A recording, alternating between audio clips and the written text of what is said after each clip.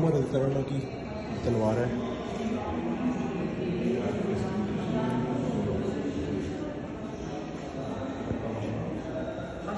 और ये हज़रत अली रज़ियल्लाहु की तलवार है, बहुत बड़ी तलवार है।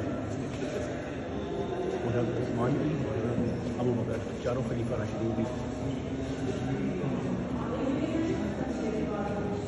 मतलब अबू बकर की, हज़रत अली की इतनी, वो कहते थे ना शेर खुदा, वाकई यार इनकी तलवार का साइज़ देखे बाकी सबसे कितना बड़ा साइज़ है।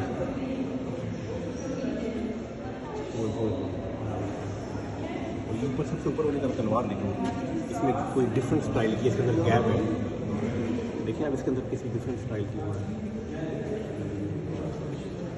ये हज़रत उस्मान की है, उनका नाम मुबारक के ऊपर लिखा हुआ है। ये देखिए उस्मान।